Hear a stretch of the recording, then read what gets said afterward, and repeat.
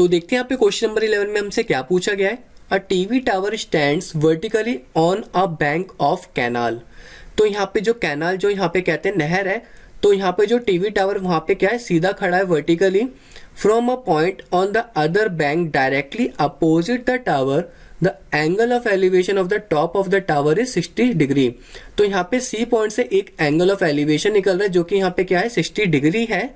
From another point 20 metre away from this point on the line joining this point to the foot of the tower, the angle of elevation of the top of the tower is 30 degree। C point से 20 metre की दूरी पे जो angle of elevation बन रहा है tower का, वो यहाँ पे क्या बन रहा है 30 डिग्री बन रहा है। Find the height of the tower and the width of the canal. तो हमें यहाँ पे टावर की हाइट भी बतानी है और हमें यहाँ पे CB भी बताना है कि यहाँ पे कितना होगा, इस चीज का जो यहाँ पे डिस्टेंस है वो भी हमें यहाँ पे बताना है। तो चलते हैं इसके सॉल्यूशन की तरफ।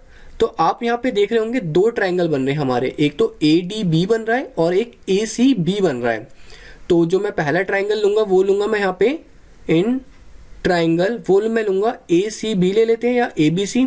तो ABC ट्रायंगल लेते हैं यहाँ पे, और यहाँ पे जो फॉर्मूला यूज करूंगा वो मैं tan थीटा का यूज करूंगा क्योंकि उसमें परपेंडिकुलर भी आता है और बेस भी आता है और हमें दोनों चीज फाइंड आउट करनी है। तो tan थीटा का यहाँ पे जो फॉर्मूला होता है वो होता है P/B, मतलब परपेंडिकुलर अपॉन बेस। परपेंडिकुलर यहाँ पे क्या है हमारा AB दे रखा है और बेस यहाँ पे क्या गिवन है CB गिवन है, CB। और tan थीटा, थीटा जो यहाँ पे होगा 60 डिग्री होगा, तो tan 60 डिग्री की वैल्यू ट्रिग्नोमेट्री के हिसाब से देखते हैं क्या होता है। और यहाँ पे AB/CB एज इट इज लिखेंगे। tan 60 की वैल्यू होती है यहाँ पे √3 होती है और AB/CB ले लेंगे। और यहाँ पे मैं CB फाइंड आउट करता हूँ पहले। तो यहाँ पे क्या हो जाएगा CB = AB/√3 हो जाएगा, ठीक है।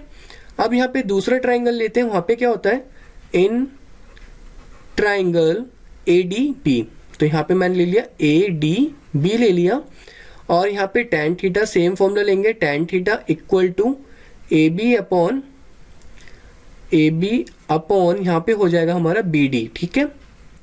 और जो tan थीटा, जो यहाँ पे थीटा की वैल्यू होगी यहाँ पे चेंज हो जाएगी। अब यहाँ पे 30 डिग्री लेंगे क्योंकि यहाँ पे D पे जो एंगल ऑफ एलिवेशन बन रहा है वो 30 डिग्री का बन रहा है। AB एज इट इज लिखेंगे और BD को यहाँ पे चेंज करना पड़ेगा क्योंकि BD की जो वैल्यू होती है वहाँ पे DC+CB होती है। मतलब यहाँ पे लिख सकता हूँ मैं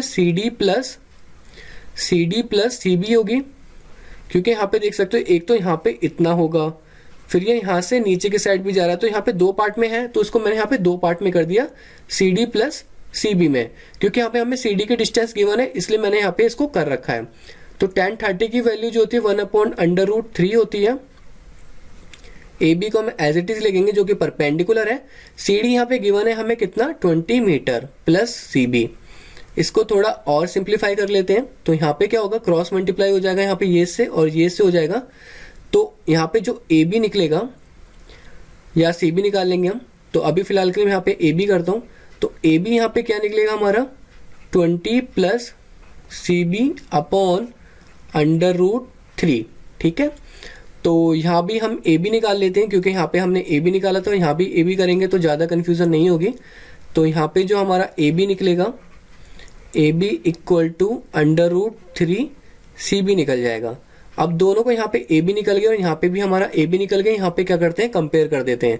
तो इसको इक्वेशन फर्स्ट मान लेता हूँ और इसको यहाँ पे इक्वेशन सेकंड मान लेता हूँ और यहाँ पे लिख देता हूँ कंपेयरिंग बोथ द इक्वेशन, ठीक है।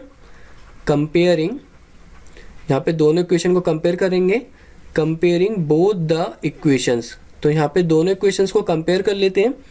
तो यहाँ पे होगा हमारा √3 CB हो जाएगा और इस साइड यहाँ पे क्या है 20 + CB/√3। ये यहाँ पे क्या होगा क्रॉस मल्टीप्लाई हो जाएगी। तो क्रॉस मल्टीप्लाई होने पे √3 यहाँ पे क्या हो जाएंगे 3 CB रह जाएगा = 20 + CB। अब ये वाला जो CB है हमारा राइट साइड पे लेफ्ट साइड जाएगा। तो यहाँ पे क्या होगा 3 CB माइनस का CB = 20। अब 3 CB माइनस का CB, यहाँ पे CB कॉमन ले लेंगे और यहाँ पे होगा 3 - 1 = यहाँ पे आ जाएगा हमारा 20। इसको और सॉल्व करते हैं। तो यहाँ पे होगा 2 CB, क्योंकि 3 में से एक गया तो 2 ही बचेगा। तो 3 - 1 2 और यहाँ पे CB = 20 और CB की वैल्यू यहाँ पे क्या आ जाएगी हमारी 20 / 2। इसका मतलब tan आ गई हमारी, मतलब 10 मीटर आ गई सीबी की वैल्यू। तो मतलब जो कैनाल की जो यहाँ पे विड्थ थी, यहाँ पे हमें बताना था ना find the height of the tower and the width of the canal, तो यहाँ पे 10 मीटर इसकी जो है यहाँ पे क्या निकल गई है, विड्थ निकल गई है। ठीक है, 10 मीटर यहाँ पे क्या निकल गई, विड्थ निकल गई। और अब हमें यहाँ पे बतानी है उसकी हाइट। तो हाइट बताने के लिए हमें यहाँ पे कौन सा वाला लेना पड़ता था, ए बी सी। तो हमने ये वाला ट्रायंगल पहले से ले रखा है ए बी सी, और हाइट यहाँ पे क्या थी, ए बी थी। ठीक है, तो मतलब हम यहाँ पे सी बी पे वैल्यू पुट कर देंगे, तो सी बी की वैल्यू हमारी यहाँ पे क्या निकली है, 10 निकली है। यहाँ पे दिख रहे हो ना सी बी, तो सी बी की वैल्यू यहाँ पे 10 निकली है। तो ए बी की वैल्यू यहाँ पे मैं कंसिडर करूंगा तो कितनी हो जाएगी, क्रॉस मल्टीप्लाई करेंगे तो ये हो जाएगी हमारी 10√3। कितनी हो जाएगी हमारी, 10√3। आप देख सकते हो यहाँ पे, मैं यहाँ पे इसको मार्क कर देता हूँ अच्छे से। ये देखो, ये वाली इक्वेशन दिख रही है आपको, यहाँ पे ए बी दिख रहा है अपॉन सी बी दिख रहा है। तो सी बी हम निकाल चुके हैं जो कि 10 मीटर था, तो सी बी 10 मीटर हो जाएगा और यहाँ पे क्रॉस मल्टीप्लाई हो जाएगी 3 के साथ, तो यहाँ पे 10√3 आ जाएगा, जो कि इसकी यहाँ पे क्या है, हाइट है। जो कि यहाँ पे इसकी क्या है, हाइट है। तो मैं यहाँ पे लिख देता हूँ 10√3 हमारे इसकी यहाँ पे क्या निकल गई, हाइट निकल गई।